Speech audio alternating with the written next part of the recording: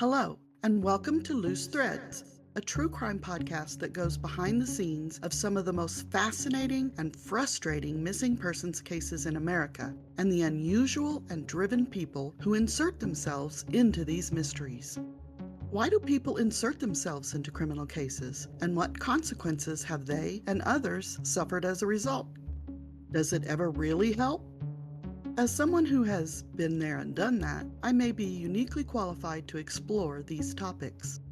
So join me as we investigate the many twists and turns of public advocacy in American justice. In 2017, Callie Pearson was just another concerned citizen following the disappearance of Deorr Kunz Jr. from a distance. She had no idea that a simple Facebook message would pull her into the heart of the case and eventually make her the target of a lawsuit. This episode tells the story of how Callie tried to help, what she discovered, and how her pursuit of justice turned into a battle for her own voice. It all began when Callie messaged Vernal Kunz in mid-2017. She had been following the case and thought she might have a lead. To her surprise, Vernal responded almost instantly. His initial reaction was defensive and aggressive, but that anger faded quickly. He told her how tired he was of being judged and misunderstood. Before long, their conversation had shifted from tense to familiar. Within a day, the tone shifted again, this time disturbingly. Vernal began making flirtatious remarks about Callie and her husband, and the next morning, without warning, he sent her an explicit photo.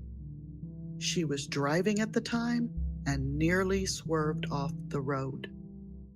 What had started as a conversation about a missing child had turned into something deeply uncomfortable and inappropriate.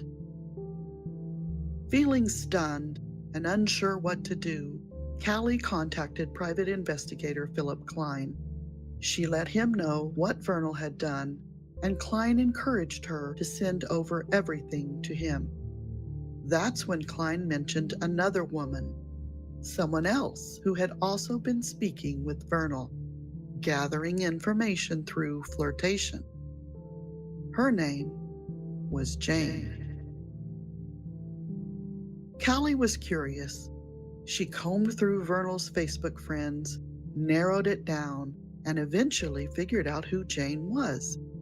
The two women started sharing screenshots and comparing notes. At first, it felt like teamwork, but the alliance was short-lived. Without warning, Jane sent one of Callie's private conversations with Vernal back to him. He erupted. He accused Callie of betraying him and ruining his budding relationship with Jane. He told her he had been in love, and now it was over. The tone of his messages spiraled. He claimed he was suicidal. The situation got worse. Jane falsely told Callie that I had hacked into her phone and stolen her screenshots. Callie came at me hard, but I had the proof to clear my name. Once I showed her what had really happened, Callie realized Jane had been lying to the both of us. From that moment on, Callie and I were allies and eventually close friends. But the fallout didn't end there. Vernal's friends created a fake Facebook page to humiliate Callie. The harassment escalated. Jane joined in. It was calculated, relentless, and personal. Finally, Callie filed harassment charges against the both of them. The case was dismissed due to lack of in-person contact, but the record remains. A formal attempt to stand up for herself in the face of coordinated online abuse. During one of their earlier conversations, Vernal shared a story that stuck with Callie. He described working on his car's turbo in the driveway with Deorr nearby. Deorr had picked up a screwdriver and accidentally scratched the paint. Vernal said he had gotten upset at the time, but later regretted repainting the car. He wished he'd left the scratch as a reminder of his son.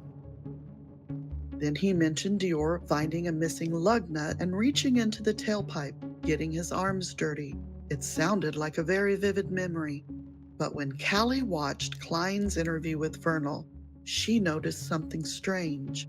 The same story was told, but now it took place at the campsite. And when Jane shared her secret recording of Vernal, the lug nut story wasn't there at all. That discrepancy haunted Callie. She couldn't stop thinking about it. Why did the story change? Why was it missing entirely in other accounts?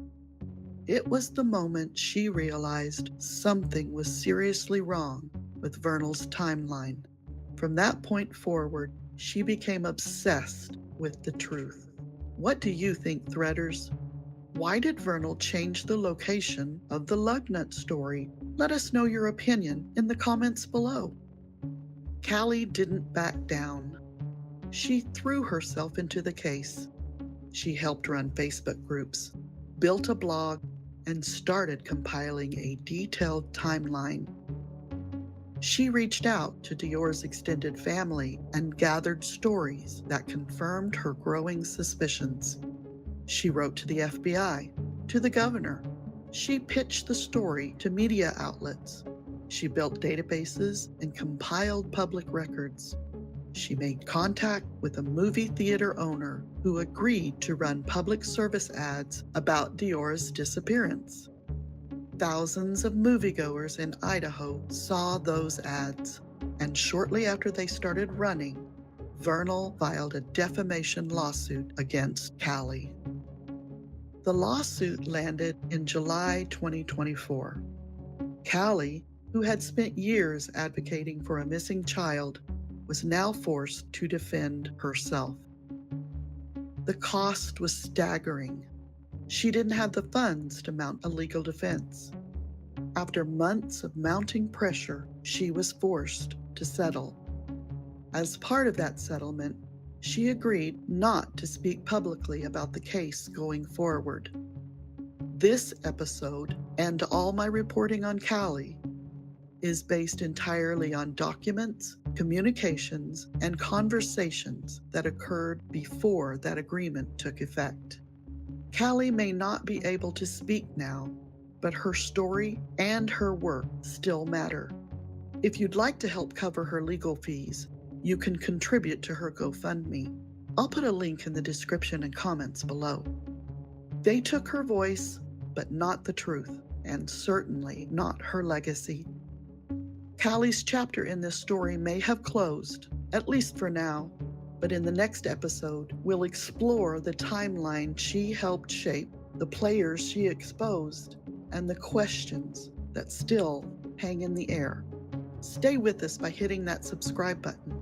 Don't forget to like and share as well. Until next time, stay curious.